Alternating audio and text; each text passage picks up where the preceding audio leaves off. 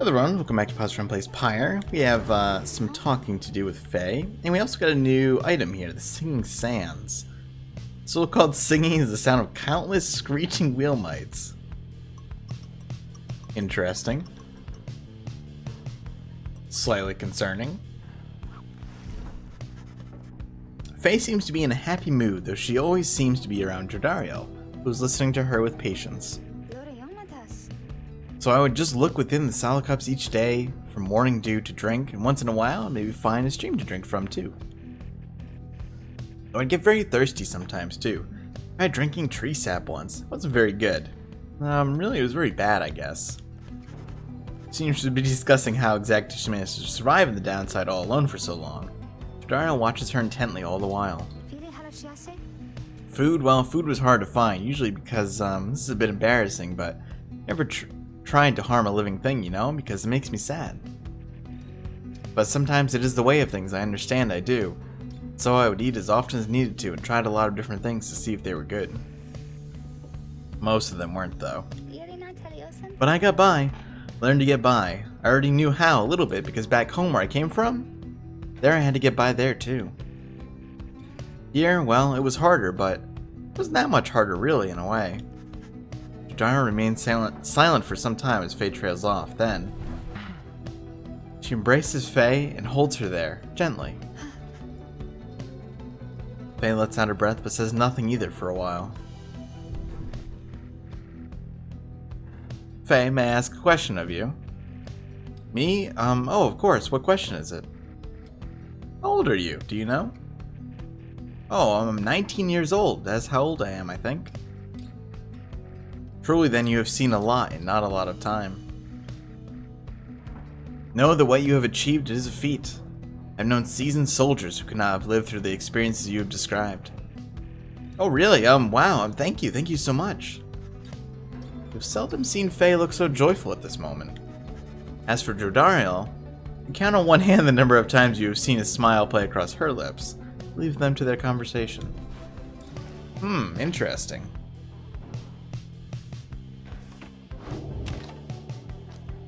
Also kind of a cute moment with Jordario. And off we go.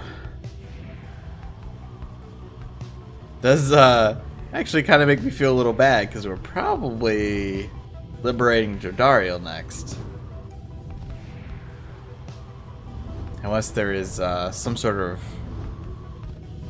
reason preventing us.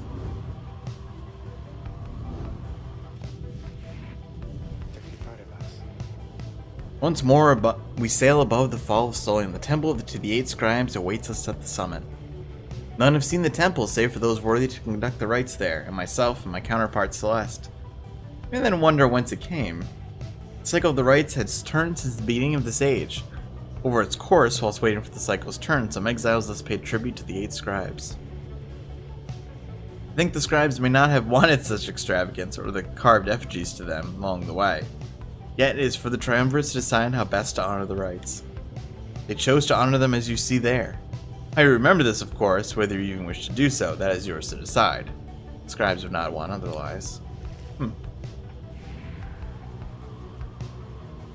Alright, so we can go to the Emperor's Ascent. Wolfred shall gain favor, or the Emperor's Fall. Pamitha shall gain favor. We're probably going to use Pamitha in the rite. So I think we'll go here.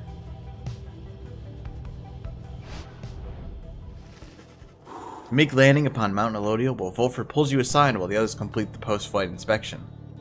Puffs at his pipe before speaking up. Reader, as you know, I now wear the raiments once again. This means that I myself may soon be worthy to regain my freedom in the eyes of the 8 scribes. Know, however, that it is not my wish to go just yet. It is true it could be of some benefit to our plan back in the Commonwealth, but I feel my place is here for the time being. Perhaps once the Nightwings are on sure footing in their path, my time shall come. Those are my feelings on the matter I wanted you to know. I shall, of course, defer to you. Our path is not to contradict the reader's will. Anyway, I trust that all of us, yourself included, shall find our freedom. If not soon, then by when all of this is over. And we sure hope so. Jordariel wishes to speak. Uh-oh. Jordariel has seemed more reserved even than usual since her confrontation with Ignarius and the Tempers. Nonetheless, she addresses you. Tell me something, reader. Back where you came from, did you have someone who you can consider close? We could say there was someone.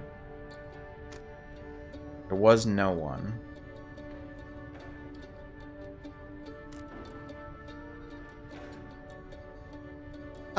I think for our character, I think we do have someone, and we'll relate to her with that. You mentioned briefly to Jordariel about a past relationship that meant something to you. She shows no reaction to the details, but you can tell that she's listening. I see. I had someone as well. It's something which did not end well, but there were times. She trails off. We had our times. She looks up at you then. That Ignarius, he's a base fool. We have not a thing in common save a set of horns. Yet here I am, drawing comparisons with how I felt at times back in the Commonwealth while speaking to you of him. I'm a little old to be having such thoughts, reader, especially in a place such as this. Thank you for your time. Do not reveal this to the others. It is a trifling matter and not to be of anyone's concern, especially not mine. Ooh. Jordariel makes evident that she has nothing more to say of this. Tell her Ignarius seems alright. Tell her Ignarius seems like trouble. Tell her you care for her. Or tell her goodbye.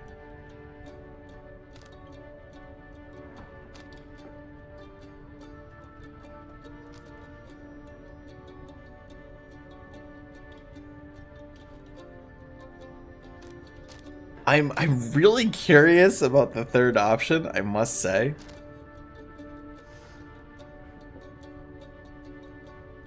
I definitely don't want to say he's trouble. Ignarius seems like he's alright.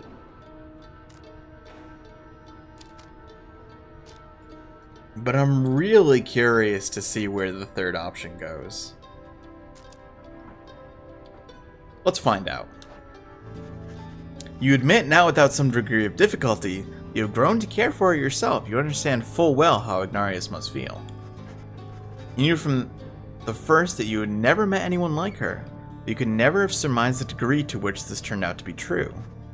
Jordariel says nothing at first. Brave of you to say. Such flattery, how brave of you to say. In turn, and as this conversation demonstrates, I have come to value your kinship. But we shall have to draw a boundary there for a variety of reasons. I know I am not being delicate, but you and I both understand, I think, how feelings operate. Please forgive me mine. I care for you and I am grateful that you care for me. She departs with a nod. You sense her mood grown darker for the moment, not because of anything you said, but because of how she knows she made you feel. Aw, bummer. That's kind of interesting though. Man, like, the issue now is that if we send her back, we're splitting her up from Ignarius.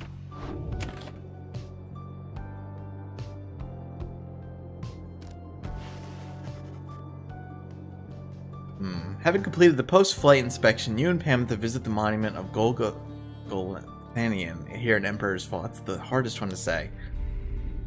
I have to hand it to you, Pamitha. You have a real gift for getting yourself into one bad situation after another. Now here you are praying to the dead to bring the stars back. Is that it? Maybe you'll get out of here this time. Things might be even worse back home. Soon she has finished paying her respects. Return to the wagon in silence, feeling as though Gol has shown you favor. You soon shall ascend the mountain, though there is time to pursue your vocations. Ooh. Plus 2 hope for Pamitha, and we get the vocations. That's actually awesome. Yeah, so let's do our studying. We're getting very close to the completion of this, and I'm really curious to see what happens when we finish one of these. Yeah, so 2 more. We'll get glory here. What have you come to understand of the book? Can you recite its pages yet by heart? Have you internalized its teachings and its lack of limits you experience yours? Nice. Righteousness. So we deal increased damage now. I'm like really torn up about Jordariel.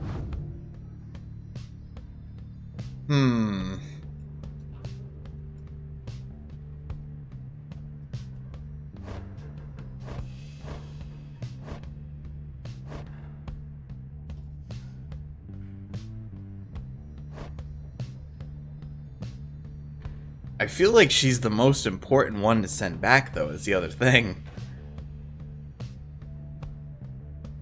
Oh, we're gonna miss the Enduring Flame, that's for sure. Boy, this is tough.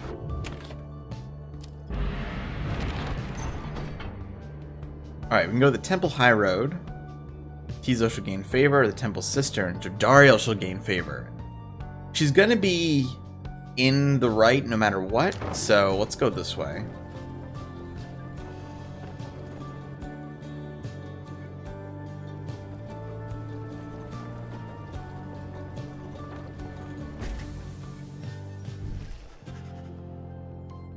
On road to the mountaintop, you pass by a monument to Under King Ores, and Jodariel happens to take notice. Scribes are quite predictable. The others were naive to think our opportunities of freedom were indefinite. So now we have to make the most of every chance, is that not so? Fail to see how that is any different than before. Soon she has finished paying her respects. Under King Ores has shown her favor, +3 glory. Very nice.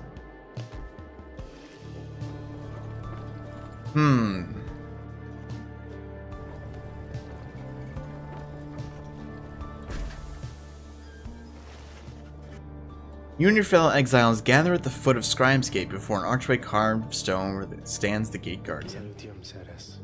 Greetings to you, Celeste. See, the exiles of the Nightwings have returned even as the cycle of the rites begins drawing to a close. The Nightwings accept this and as the will of the scribes. A devious laugh. And you, Tariq, do you accept their will as well? He doesn't answer. Now, Nightwings, each of you come forth and state what it is that you seek while crossing the Scribe's Gate. One by one, the Nightwings declare themselves. You all pass through as before. When Volfred takes his turn, Celeste stops him. You, I see you wear the raiments once again. Explain. The cycle of the rites is ending. While I do not know exactly why, I have my fears.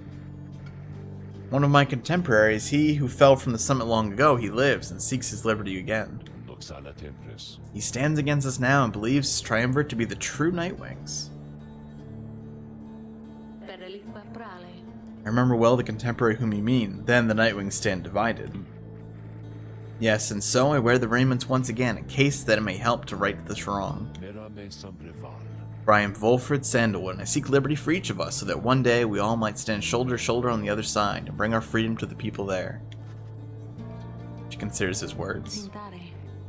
I see. Then move along. Go forth with glory. Celeste? What is it, Tariq? The will of the scribes. Long have we both followed it. I think you would agree. In equal measure has it drawn us close as separated us. But if their aim now is to keep us apart for another age or longer, then... No, I do not accept their will. You blaspheme, Tariq, and at the gate no less. But the lone minstrel simply puts his hat back on. Then may the scribes themselves admonish me until tomorrow night, Celeste. Boy, everybody's got a thing for everyone here.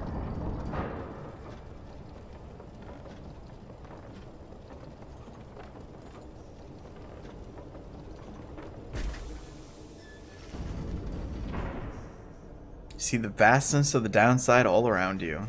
Leaves you in deep thought regarding which of your companions ought to go free this night, as Sir Gilman did the last time.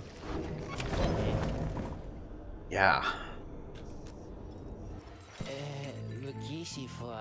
Hey guys, so, like, I don't know what's going on up there with them stars acting real weird and stuff, but let me tell you something here. You ain't gonna find a better deal on all this stuff from anybody, I mean anybody in the downside. Can trust me when I tell you that, okay? So go ahead, stock up. Do we have, Stardust to utilize here? We do, right? Oh, we can sell these too.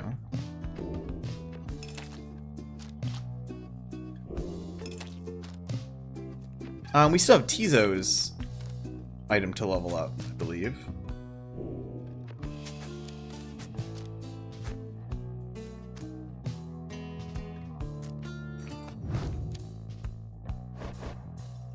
Yeah.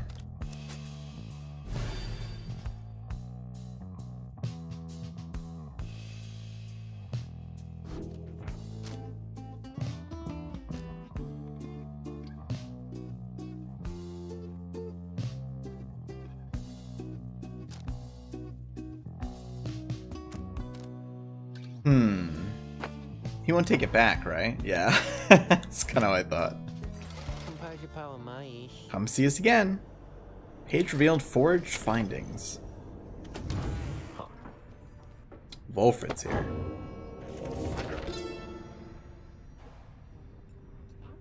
There's a simple pleasure to be found in foraging about this place. Easy for a cur to say, of course.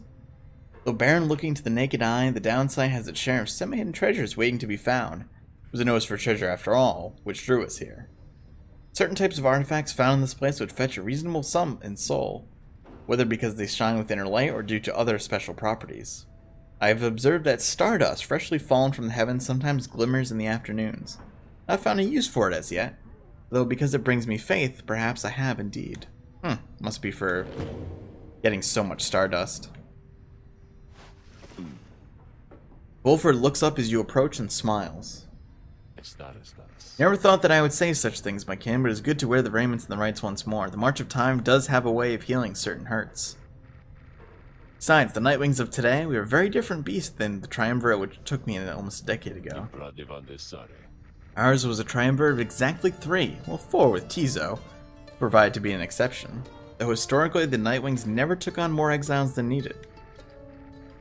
I have mentioned my predecessor, Brighton, my former companions, Arisa and Orlek. Perhaps naively, I had hoped my time with them would not be relevant directly to what we now attempt. But seeing as our stories are now intertwined, do let me know if there's more you wish to learn of them. Yeah, sure. Let's ask about Brighton. You inquire about Brighton, who you understand was liberated prior to when Wolfred first joined the Nightwings. I never met Brighton in person, but I know him rather well by now. Though for that matter, my kin, so do you. There's your reaction for a moment, then. Brighton was born wealthy, but not special otherwise. You have no reason to have heard of him. He was exiled for negligent misconduct. You do not know exactly why. Do not care for spreading rumors. First heard of him through Arisa and Orlek, who found in me a suitable replacement following his liberation. They spoke little of him. Orlek gave the impression they did not see eye to eye, but he assured me I soon would hear from him myself. Indeed, as I became accustomed to the book which you know well by now, I soon began to hear the voice. Wolfred looks at you as if to see if you take his meaning. Yeah, so he's the voice. I believe that I'm understanding. You see, my kin, after Brighton's liberation, he assumed a new identity within the Commonwealth and a new responsibility to the triumvirate which liberated him. Yeah. That voice you hear from time to time, whensoever the stars align, it's his. He's no longer Brighton. He's now none other than Archjustice Androbolus IX himself. Well, Grand Judge and figurehead on whose watch the Commonwealth is governed in this day. Liberated exiles retain certain burdens to their old triumvirates. They have much to thank for them, not just their freedom, but their exalted status in the Commonwealth. The theocratic rulers of the Commonwealth do not wear masks or raiment simply for the sake of ceremony. They are not who they appear to be. Their public paths are nothing but a fabrication. Like Brighton, they once were exiles too. Brighton, that voice, he has no love for either one of us by now. He knows full well what we attempt to do, yet he is bound by traditions of the rites. He shall always stand on ceremony and complain, but I think he knows deep down that he is powerless. How ironic that one of such high status in the Commonwealth should be so frightened of some long-forgotten exiles such as we. That's Brighton for you. He must have seen in you the potential to be one of his staunch supporters for a time. If that's a path you'd want to pursue, I should apologize. Now then, who else should we talk about? Give me just a brief second here.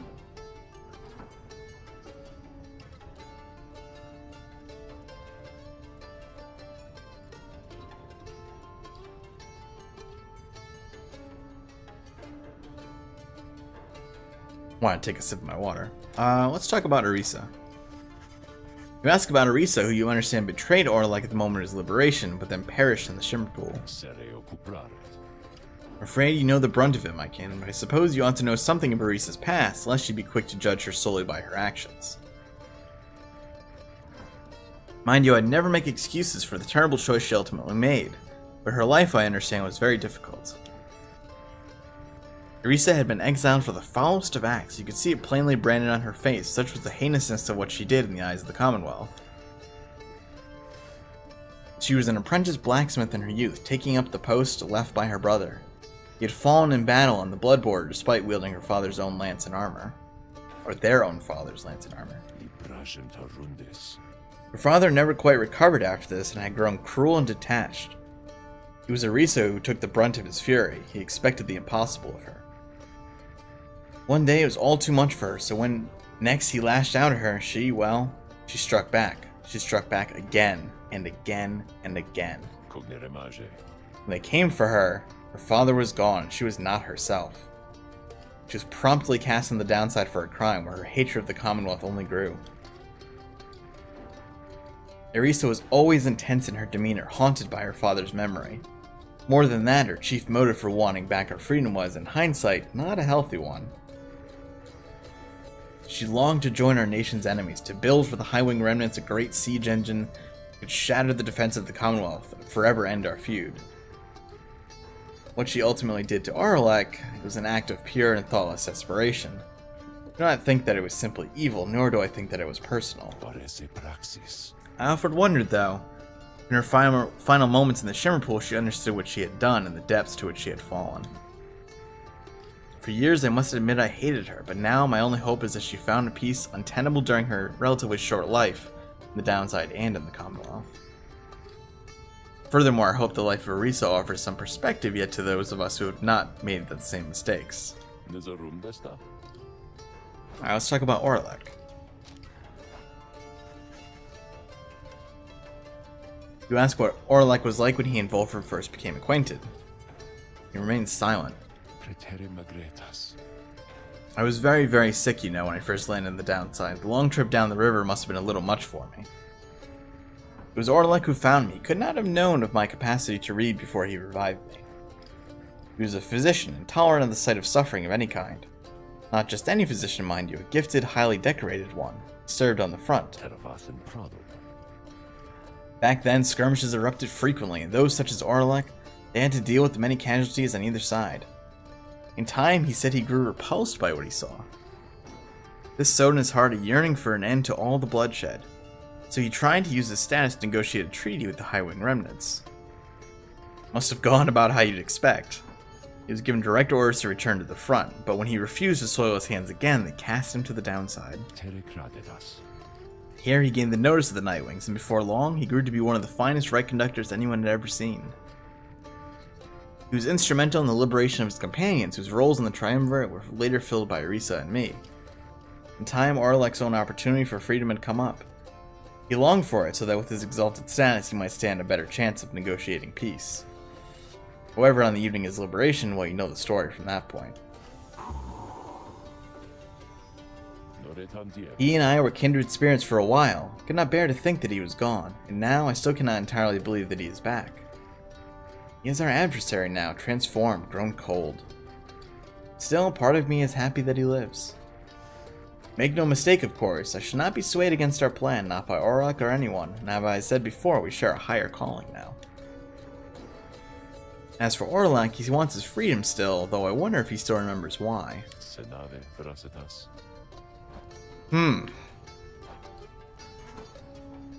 Leave him with his memories. My pleasure, reader. Reflecting on the past from time to time helps demonstrate how far we've come, yet how much further we have yet to go. Well, we certainly learned a lot about Volfred's old companions there. I think we'll do the liberation right next time, because I get the feeling that a lot's going to happen after this one. And I'm probably going to do the next recording shortly after this, but I need a few moments to think about if I still want to send Jodariel. I think so, probably. But I do feel a little bad about it.